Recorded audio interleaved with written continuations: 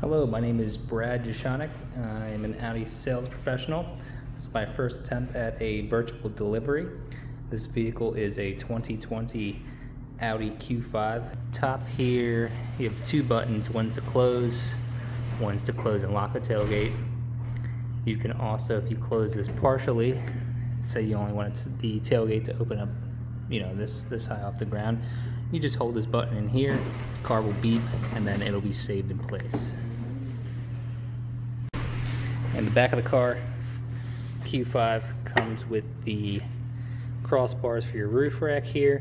This particular model comes with the privacy cover, which fits into little spots on each side here, and then you can pull that across, and that you can also remove, of course, if you don't want that. This is sitting on here, but there's a small net in here, so you have a little storage space on the side. Same thing on this side as well. There is a 12-volt outlet back here. There are there's a handle here and a handle here. You pull on these, those seats fall forward. This one comes with the all-weather cargo mat underneath here. This is going to be a little hard to access, but there's a handle which you pull up on this, and there's an inflatable spare tire underneath there. It's kind of hard to see, but I'm not able to pull up this with all the roof racks and stuff in there.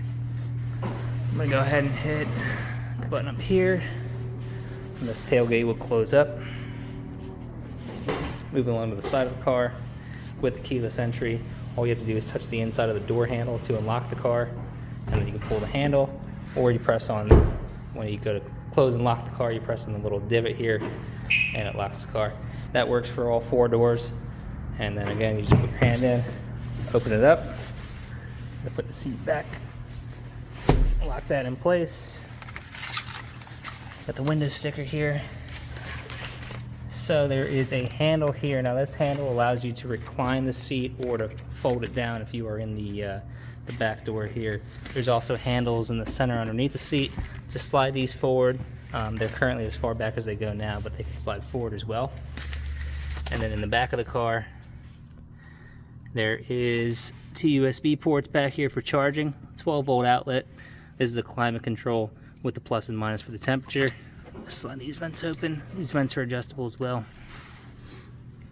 And then if the car were to have heated rear seats, there would be buttons on the outside here for that too.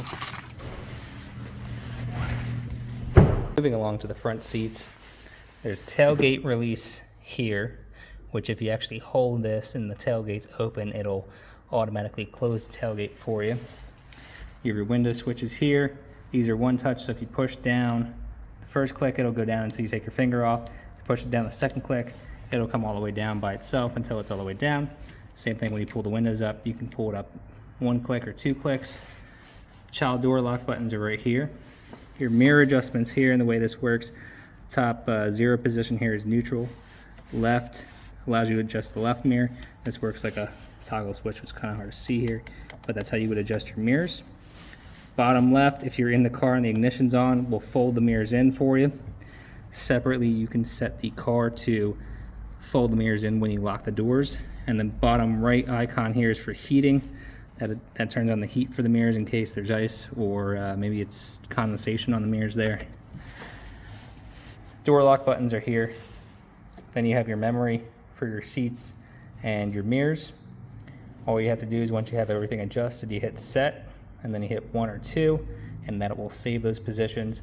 And then if anything gets out of where you had it adjusted to or where you like it, you just hold the button in and it readjusts everything for you. Additionally, you can save 2 settings per each key. You just have to do that when each key is out of the car. I should also mention about the keys saving things. Any settings you set, like the temperature or particular settings in like your vehicle settings menu, those will save to the key that's in the car when you adjust those settings. Moving along, just to show you on the mirrors here, this little box, this will light up. This is your blind spot sensor. This doesn't just light up if somebody is next to you, it will also give you an advance warning depending on how quickly they're moving. There's a hood release down here. You have your seat adjustment, lumbar adjustment for the driver. This car comes with the all-weather floor mats, which are nice. Light switch knob is here. Top button is for the fog lights, which are actually built into the headlights. Bottom button's for the rear fog lights. Then you have your off position, auto, parking lights, headlights. Usually I just leave that on auto. There is a handle down here. If you pull this down, steering wheel is adjustable. Then pull that back up to lock it in place. Cruise control here, all you have to do is once you're at a speed where you want to hold your cruise control, you hit the set button.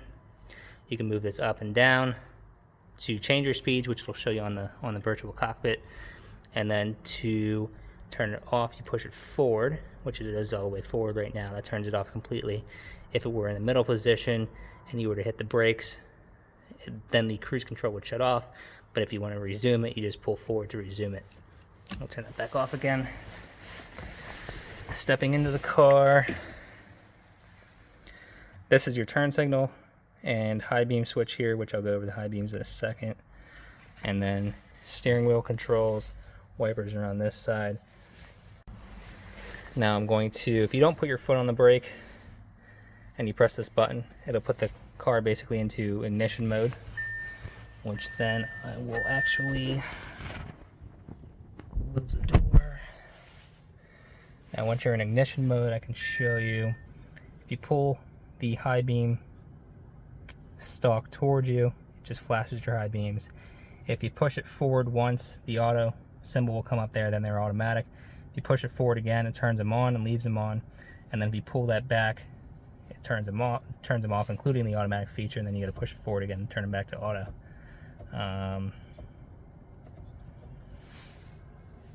There are paddle shifters in the car. Downshift is here, upshift is there. The wipers, the first, if you pull these down one time, it'll wipe the window one time. The first level up is auto, as you can see there. Next one up is low and then high. These are also partially intermittent, so you can adjust the sensitivity. This would be the least sensitive on the left, this would be the most sensitive on the right. And then the button on the back here turns on and off the rear wiper. If you pull this forward, it'll wash your windows, or the windshield I should say. And if you push this away from you, it'll wash the rear window. Now as for the steering wheel controls, on the left side is how you control the virtual cockpit, which is the screen right there. So on the left side here, if I press the view button, it makes the gauges smaller and larger. If I press the left and right arrows, that'll navigate you between the tabs at the top here. So right now we're on the vehicle information tab, and the scroll wheel here allows you to scroll up and down through that. So you get consumption, information, short-term memory, long-term memory. If you go next to the music, this will have your either your radio or your Bluetooth media on here. You can scroll up and down, and all you have to do is click to change channel. If you press this next to phone, once your phone's connected by Bluetooth, the previous calls and contacts will come up on here. Push this to the map. Now we get the map on here, and you can use the scroll wheel to zoom in and out. Should also mention that these two buttons on the left and right of the scroll wheel, the left one will bring up a menu corresponding to the screen that you're in. The right one will bring up, first take that away, and then it'll bring up options related to the screen you're in. So right now we're in map. Same concept applies if we go to radio. Press the left, brings up a menu. Press the right, brings up options. And then here, if we press the left, nothing happens, but if we press the right, we can click on additional display. We can change our additional display there. There's also a back button that I just pressed to go back. If we go to short-term memory, we press this OK button here on the right. We can reset the values, just click on that, and it resets your short-term memory. We can do the same with long-term memory. Does not reset your trip mileage though. There's a button for that right here. So click on that, trip mileage reset. The only time you'll see the odometer for your vehicle is when you're either open up the doors for the first time, or if you go, see if you're not on that vehicle information screen, it won't show it, but on a vehicle information screen, it will show it. Moving along through the virtual delivery here. Up top, we have garage door opener buttons for 3 different garage doors. If you went to save 3, you press the first one, brings up a prompt on the screen. If you would like to program the button now, that's actually easy to do. You would just hit yes, and then you would need your remote transmitter, and you're supposed to hold that up to the mirror up here, and it'll take the code, and it'll ask you if it's working. If not, on your garage door, you may have to press a learn button if you have a rolling code system, so that the car can take all the codes, and then that should work. I'm gonna back out of there. Up top here, this is your emergency call function, which is free for, I believe, 10 years. You pop this open, there's a red button here. That connects you to an emergency call center. Also, if you're in an accident and the airbags deploy, that will do that automatically. These two black circles are microphones, so I would not recommend pushing on those. This button here turns on all the lights in the car. This button here, when it's red, means that when you open a door, the light corresponding where that door is will come on. If this is not lit up, that won't happen. This button up here allows you to schedule service and contact Audi roadside assistance. This big tab here is for the sunroof, so if you push up on the end of this, it'll vent the roof, and then if you pull back down, it closes it. If you slide this, it'll slide the roof back, and this is kind of a one-touch function too, where if you only go one click, it'll open or close until you let your hand off. If you go to the second click, it'll be automatic and go all the way. Do that again. The smaller tab here is for the sunshade, which works exactly the same way. It's the same one-touch system. The first click, the shade will come forward until you let your finger off, and if you do a second click there, it'll come forward all the way until either it comes all the way forward or you touch the button again. That's a nice shade as well to block sunlight in the summertime. Keeps the car cooler. In the wintertime, actually helps keep the car warmer.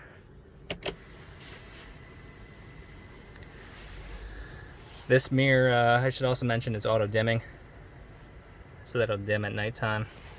Same thing with the exterior mirrors, those are auto dimming as well. Next up, we'll come down to your climate control here. On each side, you have your heated seat buttons for each seat. So basically, you have high, medium, low, and then off. This little thing is a temperature sensor for the climate control system. You have your temperature adjustment here, up and down. If you click on this, it'll turn on the auto fan speed. You have front defrost, rear defrost, and then here, these buttons actually, as you put your finger over them, they kind of pop up like this. Middle one here is for fan speed, so you can move this up and down if your system's not on auto. You have your AC toggle here, you can on and then max or turn it off. I find that it's kind of helpful sometimes to, when you have the heat on, to turn off the AC so it's not actually dehumidifying the air and the air will actually feel warmer. The button here, up and down, adjusts your airflow, so you have your feet in front, defrost, and then feet defrost. You can just cycle through those. Again, that's if you're not on the auto setting. This sync button's kind of important because right now everything's on sync. So the driver's controls everything in the temperatures in the entire car. If you turn it to 3-zone, or alternatively if somebody else touches the temperature, it goes to 3-zone. To get that back synchronized, you would just go back up to sync. And also from the front seats, if you go down to set rear, you can set your rear temperature as well. Put that back up to sync. This button turns on the air recirculation. This button turns the whole system off. And then I will move down here. You have your drive select. When you click on either the up or down button the first time, didn't do it. It'll bring up your drive select screen, and then you can continue to press the up or down button to change your driving modes. Now the driving modes, off-road kind of turns the sensors off so that you can actually drive on a trail or something and the car doesn't freak out. Comfort gives your steering a softer feel, makes the transmission and acceleration less aggressive. Auto is kind of a normal driving mode, and then dynamic is like a sport mode, so it puts the transmission into sport mode and also stiffens up your steering.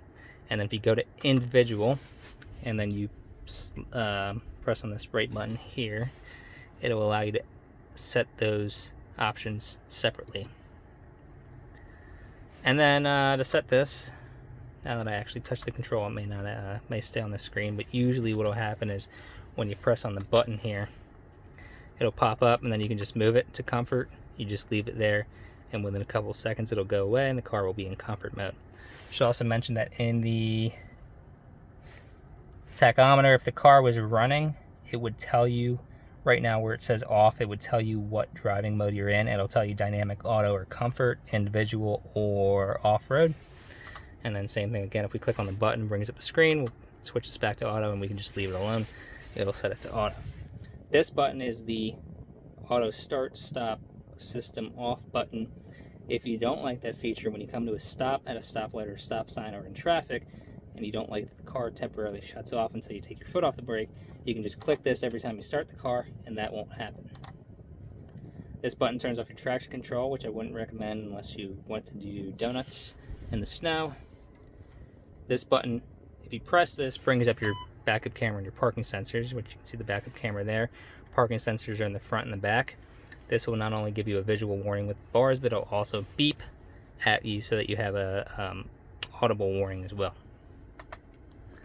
This button is your hill descent assistant, so if you're going down a steep hill or say maybe a steep driveway or something, this will actually help your car go down the hill without running away from you.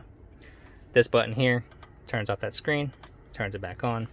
Get your hazard lights here. On and off button for the engine, which to start the car, you gotta put your foot on the brake and press this button on. Then you just press this button to turn off the car. There is one USB port here. There's a 12-volt outlet here. This button is a volume knob, so you turn this up to increase your volume, decrease your volume. If you click on it, it mutes. If you hold it down, it'll completely turn off the Audi multimedia interface system, the MMI system. And then if you slide this without turning it to the left or to the right, it'll either change your radio station channel or it'll skip the track. Now moving along into the more complex part of the car, which actually this is, I found this pretty simple to use, easy to use. It's very easy to get used to. Basically, you have your primary screens that you will access, which is radio, media, map, phone. The little silver buttons, if you push it forward, it goes to the radio and that lights up. If you pull it back, it goes to media and that lights up. Same thing on this side. If you push this forward for map, it'll bring your map up. And then you pull it back for phone, brings up your phone screen, that's for phone calls. You also have a menu button here, which will bring up a menu. It gives you access to more things. There's a back button to go back. I guess I should have showed what comes up on the screen. When you press radio screen, your radio screen comes up. When you press media, your media screen comes up. When you press nav, your map will come up. If you press it again, the destination part of the navigation is here. This is where you would put in an address. And then if you press down on phone, brings up your telephone screen, which this walks you through connecting your phone for Bluetooth, which I don't think I'll do while I'm recording. I don't even know if I can use my Bluetooth while I'm recording. But basically, you connect mobile device, hit next. It'll search for your phone. When your phone comes up, you select your phone. It'll ask you if the pins match on both your phone and the car. You hit yes on your phone, and you hit yes on the car. And then it'll ask you if you want to allow contacts to sync, and then you would hit yes on there too. And then it'll connect your phone, and your contacts and previous calls will be available on here. Also, when you go to media, you'll be able to access your Bluetooth music as well. Now, when we go to the radio screen, super simple to operate it. Scroll wheel here, you scroll up and down, and then you just push it in to select something. You'll notice there's an icon on the left side and an icon on the right side here. That corresponds with this button and this button. So left button brings up a menu, right button brings up options. You can also slide this wheel without turning it left or right, and that'll do the same thing. Same function. When you press it left, it brings up a menu corresponding to the screen that you're in, and when you slide it right, it brings up options corresponding to the screen that you're in. Now from radio, if we go into the menu here, you can go to a preset screen. This will allow you to save up to 50 presets, top 8 of which can be stored up here. And let me show you how to do that. So let's say we want to save this channel as a preset. We can either push down on the button here, hold it in, stores it as the next available preset. Alternatively, if we want to save this channel as a preset, or you want to save it as a specific preset here, you can hold down this button. That bar will fill up, saves that as a preset. Alternatively, if you slide this to the right to go to options, you can click on Stores Preset. So there's 3 ways to do it. Now if you go back into your presets screen here and you slide over to your options, we can delete from presets and delete all presets. That way we don't have any presets saved. Slide back in here. This is how you would also access FM and AM radio, and then back to Sirius. All the new Audis and actually all of our pre-owned cars come with a 3-month free trial of Sirius XM. If you need to connect your account, all you got to do is go all the way up to channel 0.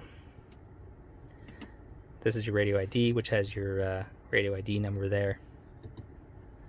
Also, actually, that's a good point. If you come all the way up to the top here, there's a search box, which you can click on this, and you can type in here, or you can alternatively use the touchpad to write in something there. Like if you wanted to search for, say, delete. That works too. Type in the channel number, it'll search the channel for you. Delete.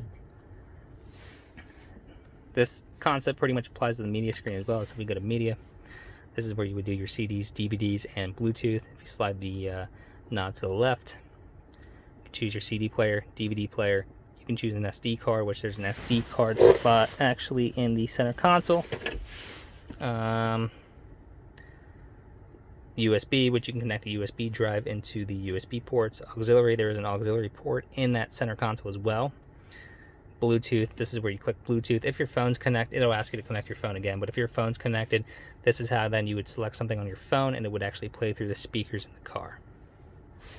Moving along, we go back to the phone screen. This is going to show me anything right now because we don't have our phone connected, but otherwise it would give you options to either dial a number, it'll allow you to search contacts, and it'll allow you to look at your previous calls as well, along with if anybody calls you while you're driving, it'll pop up on the screen here. It pops up on your virtual cockpit, then you have the answer to caller in the phone call.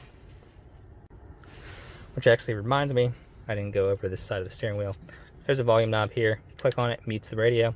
Left and right changes your channels, up and down, or will also skip tracks. The nav button will repeat the previous navigation instruction. So if the navigation says turn left 500 feet, you forget what it says, you press that button, it'll repeat that instruction. Phone button answers or hangs up a phone call. Voice button, you click on this, makes a chirp, then you can say whatever command you want to say on there. I'm just going to hit back to cancel that out. If your phone is connected to the CarPlay or Android Auto, you can actually hold this in. It'll allow you to talk to Siri or like your Google Assistant. The asterisk button here, click on this, a screen will come up and give you different options of what you want that button to do. So it's kind of a set your own button kind of thing. Back out of that. If I go up into nav, brings up the map, scroll wheel allows you to zoom in, zoom out. And then again, you slide the wheel to the left, you have a menu here. Slide it to the right, you have options related to the navigation, which I won't go too deep into the options because there's way too many options. It would probably take a lot of time to go over all those options, to be honest. While I'm here, covered the presets. I should also mention to write stuff in, and I actually didn't finish with the navigation. If you click on the navigation button again, this is where your saved addresses and destinations are. This is also where you can enter an address or a destination. So you have the search box at the top here, where you can click on your wheel, and you can select your letters and numbers individually. You just push down and select each one. Alternatively, you can write on the touchpad here. Now you can only do it one letter at a time. So if I type in 4, 7, 2, 5. Now you also, then we'll do a space actually. Slide your finger to the right for space. Type in an H here.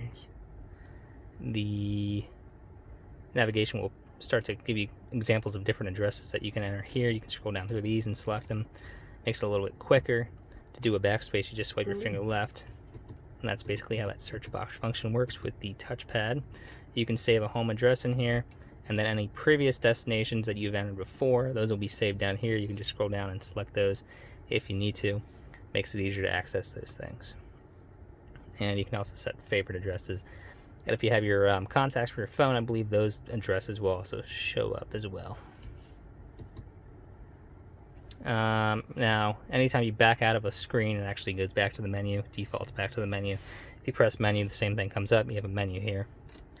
Within your menu, you'll find, if you click on vehicle, we're still in the, typically what would happen,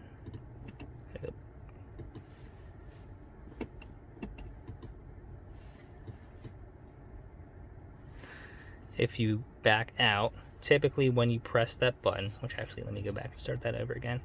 When you click on vehicle, your drive select screen comes up.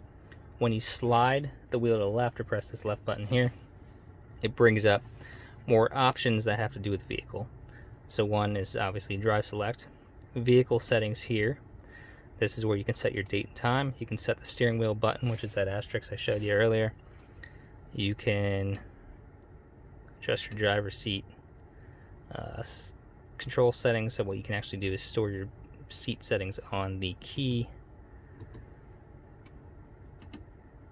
You can adjust your exterior lighting, your interior lighting, which is basically just the brightness. Central locking is anything to do with door locking. So the door locking option right now it's at the driver's door. So the first time you press the unlock button or touch the door handle, it'll only unlock the driver's door. You can set this to have it unlock all doors. When it's set to driver's door, you have to press the button twice to unlock all the doors. This button, if you check this, will allow you to hold the unlock button to open the windows and the sunroof when you're standing next to the car. This button disables the rear lid handle, meaning that you can't use the trunk button anymore. Fold mirrors, if you check this, this is the setting where when you lock the doors, the mirrors will fold in.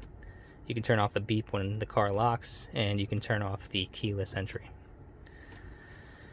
Down here, then you have your garage door opener, which this is another way to access that to set it up. Driver's assistance are things like your parking sensors. You can set a speed warning here. You can set your parking sensors, so this is the volume and the tone.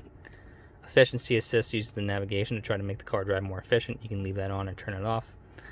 I don't really notice a difference with it on or off. Audi Presense, you can adjust you can either turn it off completely, and you can adjust the sensitivity of your pre-warning, which is basically the screen will pop up and ding at you to tell you if you're about to maybe hit somebody. You can have it set to early, medium, or late. Side assist, you can change the brightness. This is your blind spot. You can turn the blind spot dimmer or brighter. I usually leave it bright. You can also turn off the rain sensor, which is what the automatic wipers use. Air conditioning doesn't do anything, it's just recirculation. Service and checks. This is where you reset your tire pressure if you change your tire pressures. This is also where you check your oil level, and then also your wiper change position. If you ever need to change your wipers or you want to pull them up so that you can pull them off the windshield before like an ice or a snowstorm, you click on this setting, it puts them up, and then you can pull them off the window. If you don't do that, that won't happen. Back out here. Sound allows us to adjust our sound settings. Basically radio, media, phone, navigation, map. We have access to that from those silver buttons down here. Audi Connect. This is a free trial. You hit accept here. This is also related to the app. The free trial portion gives you access to weather, fuel prices, news. This is all current stuff from the internet, and also on over-the-air map updates. Audi smartphone interface. Once you plug your Android or Apple device in, that will bring up your Apple CarPlay and Android Auto, which is basically an interface here. Looks like an iPhone or like a Samsung or I should say Android phone. And then you would use the wheel here to basically control that function. Settings is just general settings throughout here. And that pretty much concludes the MMI portion.